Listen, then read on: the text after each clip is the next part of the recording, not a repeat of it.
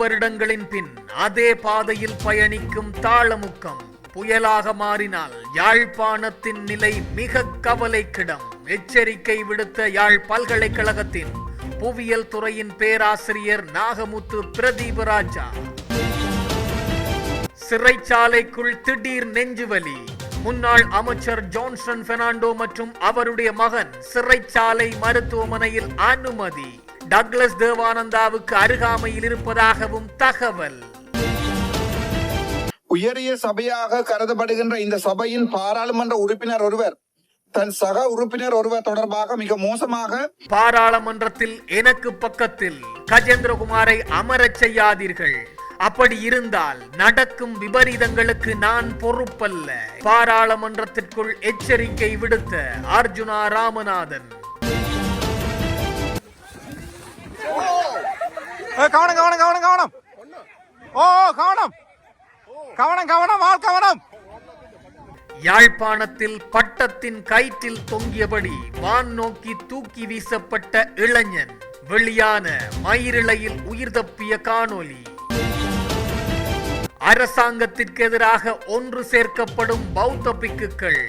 அஸ்கிரிய மல்பத்து மகாநாயக்க தேரர்கள் பிரதமர் ஹருணி அமரசூரியவுக்கு எதிராக கடும் கோஷம்.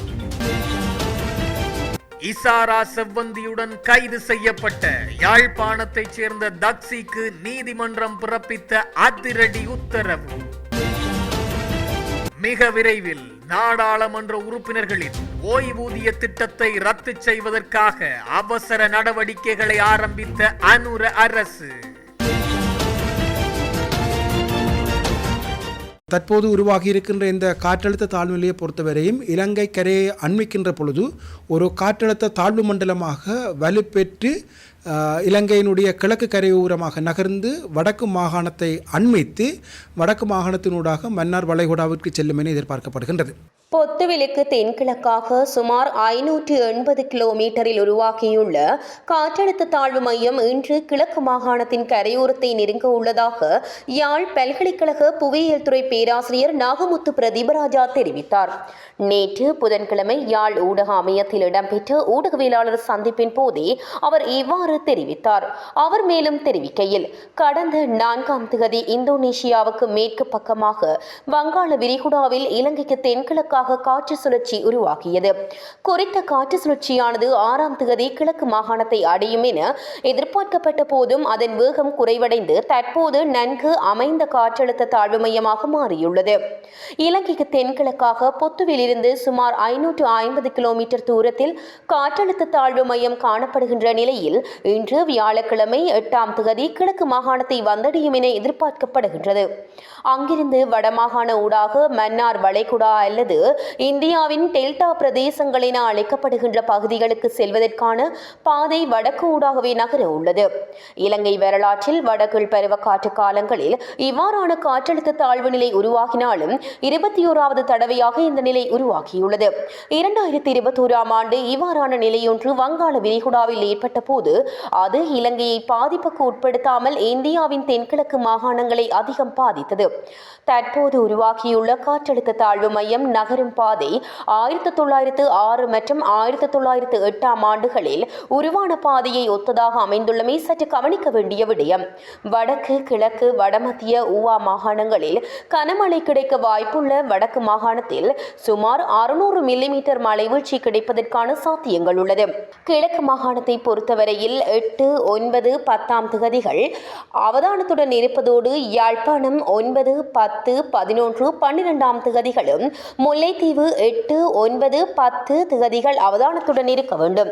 தற்போது உருவாகியுள்ள தாழ்வு நிலை புயலாக மாற்றம் பெறாத நிலையில் கிழக்கு மாகாணத்தை அடைந்த நிலையில் புயலாக மாறக்கூடிய தன்மைகள் காணப்படுகின்றது. ஆரம்பத்தில் ஒரு காற்று சுழற்சி வளிமண்டல மேல் சுழற்சியாக மாறும். பின்னர் காற்று சுழற்சி தாழ்வு நிலையாக மாறி காற்றழுத்த தாழ்வு நிலையாக மாறும். அதன் பின்னர் நன்கு உணர்ந்த காற்றழுத்த தாழ்வு மையமாக மாறி பின் புயலாக மாறுவதே வழமையான செயற்பாடு. கிழக்கு மாகாணத்தை ஏற்கனவே வந்தடையும் என என எதிர்பார்க்கப்பட்டாலும் மணிக்கு 9 கிலோமீட்டர் என்ற வேகத்தில் நகர்வதன் காரணமாக இன்றைய தினம் 8ஆம் தேதி வியாழக்கிழமையே கிழக்கு கரையை வந்தடையும் என எதிர்பார்க்கப்படுகின்றது.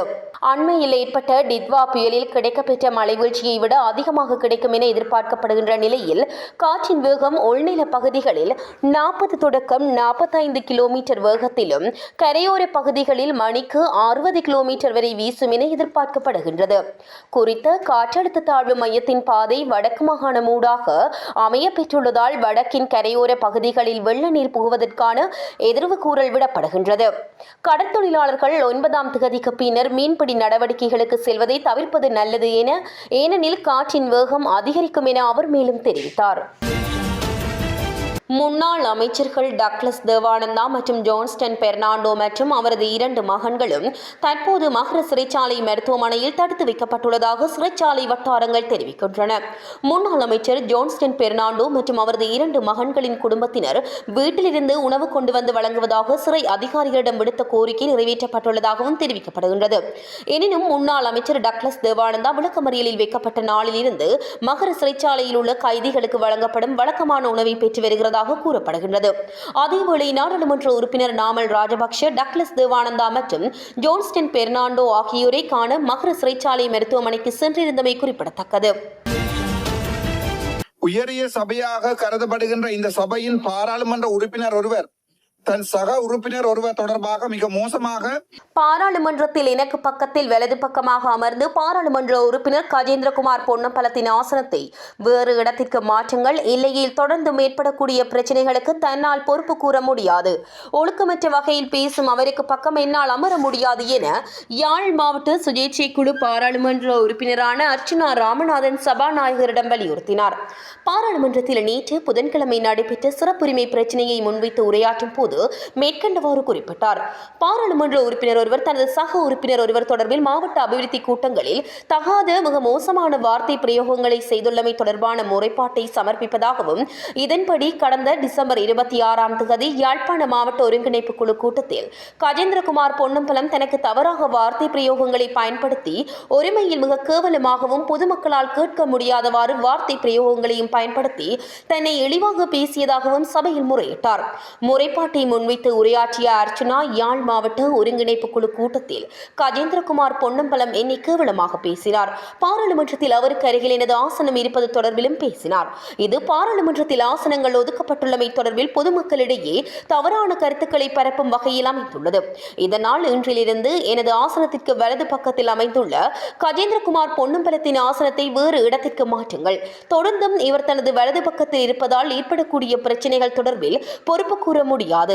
இதேவேளை பாராளுமன்ற சிறப்புரிமை தொடர்பான ஒழுக்காற்று குழுவில் அங்கம் வகிப்பதற்கு கஜேந்திரகுமார் பொன்னம்பலம் எம்பி தகுதியேற்றவர். இதனால் இந்த குழுவில் இருந்தும் அவரை நீக்கவும் நடவடிக்கை எடுக்கப்பட வேண்டும் என்றும் சபாநாயகரிடம் வலியுறுத்தினார். பாராளுமன்ற உறுப்பினர்களின் ஓய்வூதியத்தை ரத்து செய்யும் பொருட்டு தயாரிக்கப்பட்ட சட்டமூலத்தை நீதி மற்றும் தேசிய ஒருமைப்பாடு அமைச்சர் சட்டத்தரணி ஹர்ஷன நாணயக்கார பாராளுமன்றத்தில் முதலாம் வாசிப்புக்காக சபைக்கு சமர்ப்பித்தார். சபாநாயகர் தலைமையில் புதன்கிழமை பாராளுமன்றம் கூடிய போது நீதி அமைச்சர் குறித்த சட்டமூலத்தை சமர்ப்பித்தார். பாராளுமன்ற ஓய்வூதியம் தேசிய அரசு பேரவையின் 1977ஆம் ஆண்டின் முதலாம் இலக்க பாராளுமன்ற ஓய்வூதிய சட்டத்தினை நீக்குவதற்காக இந்த சட்டமூலம் தயாரிக்கப்பட்டுள்ளது. தேசிய அரசு பேரவையின் 1977ஆம் ஆண்டு முதலாம் இலக்க பாராளுமன்ற ஓய்வூதிய சட்டத்தை நீக்குவதற்கான சட்டமூலம் கடந்த வாரம் வர்த்தமானியில் வெளியிடப்பட்டுள்ளது. நீதி மற்றும் தேசிய ஒருமைப்பாட்டு அமைச்சரின் ஆணையின் பிரகாரம் இந்த வர்த்தமானி அறிவிப்பு வெளியிடப்பட்டுள்ளது. சந்தேகம் களைவதற்காக இந்த சட்டம் செயற்பட ஆரம்பிக்கும் தினத்துக்கு முன்னதாக தேசிய அரசு பேரவையின் 1977ஆம் ஆண்டு முதலாம் இலக்க பாராளுமன்ற ஓய்வூதிய சட்டத்தின் ஏற்பாடுகளுக்கு அமைய 1982ஆம் ஆண்டு முதலாம் இலக்க சட்டத்தின் 9ஆம் உறுப்புரையின் ஏற்பாடுகளுக்கு அமைய அல்லது 1990ஆம் ஆண்டு 47ஆம் இலக்க சட்டத்தின் 9ஆம் உறுப்புரையின் ஏற்பாடுகளின் கீழ் ஓய்வூதியம் பெறும் யாராவது ஒருவருக்கு இந்த சட்டம் செயற்பட ஆரம்பிக்கும் தினம் மற்றும் அந்த தினத்திற்கு பின்னர் அந்த ஓய்வூதியம் பெறுவது நிறுத்தப்பட வேண்டும் என இதன் மூலம் அறிவிக்கப்பட்டுள்ளதாக தெரிவிக்கப்பட்டுள்ளது. அரசாங்கத்தால் செயல்படுத்த திட்டமிடப்பட்டுள்ள புதிய கல்வி சீர்திருத்தங்கள் குறித்து மல்வத்த மற்றும் அஸ்கிரி பீடங்களின் விகாராதிபதிகள் தங்கள் அதிருப்தியை வெளிப்படுத்தியுள்ளனர்.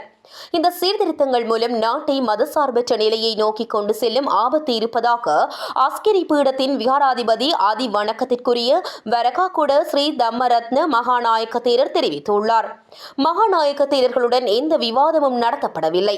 வணக்கத்திற்குரிய உலபனே சுமங்கல தேரர் அஸ்கிரி மற்றும் மல்வத்த மகா விகாரைகளின் விகாராதிபதிகளை சந்தித்து இந்த புதிய கல்வி சீர்திருத்தங்களின் உள்ளடக்கம் குறித்து அவர்களுக்கு தெரிவித்த போது இந்த கருத்தை வெளியிட்டார். இவ்வளவு கடுமையான திருத்தங்களை செய்த போதிலும் மகாநாயக்க தேரர்களுடன் எந்த விவாதமும் நடத்தப்படவில்லை என்று அஸ்கிரி பீடத்தின் மகாநாயக்க தேரர் கூறினார். இது ஒரு மத சார்பற்ற நாட்டை உருவாக்குகின்றது. இந்த நாடு உண்ணப்படுகின்றது. இதை அனுமதிப்பது நல்லதல்ல. நாங்கள் அதை பார்த்ததில்லை. எங்களுக்கு அது தெரியாது என்று தேரர் கடுமையாக தெரிவித்தார். பின்னர் வணக்கத்திற்குரிய உலபனே சுமங்கல தேரர் மல்வத்து மகா விகாரைக்கு சென்று மல்வத்து பீடத்தின் மகாநாயக்கர் ஆதி வணக்கத்திற்குரிய திப்பட்டுவாவே ஸ்ரீ சித்தார்த்த சுமங்கல மகாநாயக்க தேரருக்கு இந்த கல்வி சீர்திருத்தம் குறித்து தெரிவித்தார்.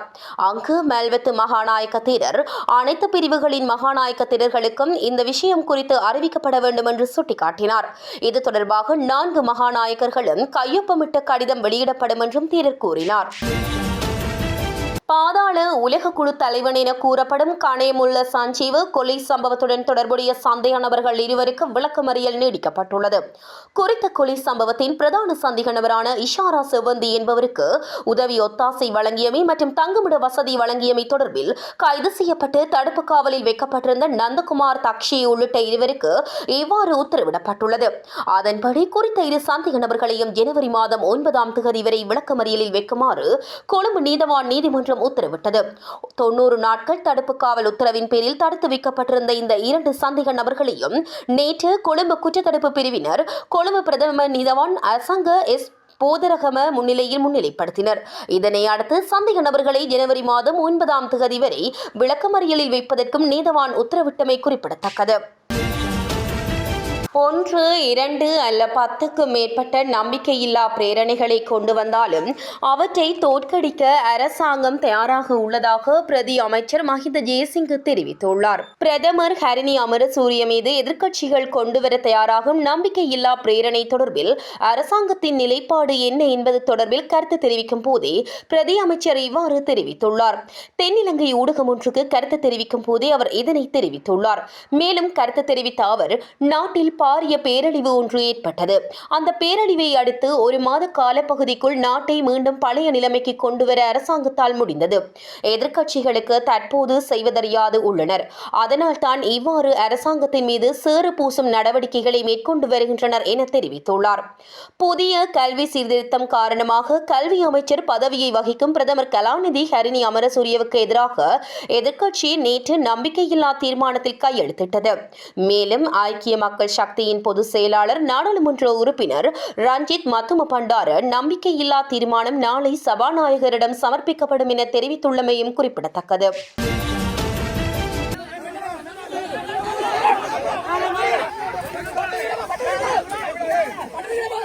ஆக்கள் விட விட பட்டம் தூக்கு ஆக்களை பாருங்க. கவனம் கவனம் கவனம் கவனம். ஓ கவனம் கவனம் கவனம் ஆள் கவனம். யாழ்ப்பாணத்தில் தைப்பொங்கல் திருநாளை முன்னிட்டு பட்டங்கள் ஏற்றி கோலாகலமாக கொண்டாடி வருகின்றனர். சிறுவர்கள், இளைஞர்கள் என குழுக்களாக பாரிய அளவிலான பட்டங்களை கட்டி பறக்கவிட்டு வருகின்றனர். யாழ்ப்பாணம் வெல்வெட்டித்துறை மிக சிறப்பாக விதமாக விசித்திரமான பட்டங்களை கட்டி ஏற்றி தனக்கென மிக சிறந்த இடத்தை தக்க வைத்துள்ளது. இன்றும் வெல்வெட்டித்துறை ரெயின்போ விளையாட்டு மைதானத்தில் இளைஞர்கள் கூடி பாரிய பட்டங்களை பறக்கவிட்டுக் கொண்டிருந்தனர். இதன்போது பலர் இணைந்து பாரிய படலை பட்டத்தை தொடுவையாக இணைத்து பறக்க விட முற்பட்ட போது பட்டமேற்றும் வடத்துடன் இளைஞன் ஒருவர் வான் நோக்கி இழுத்துச் செல்லப்பட்டு வடத்தில் தொங்கிய நிலையில் பறந்தமை பலரையும் பரபரப்பில் ஆழ்த்தியுள்ளது. பின்னர் சக நண்பர்களால் குறித்த நபர் பாதுகாப்பாக தரையிறக்கப்பட்டுள்ளார்.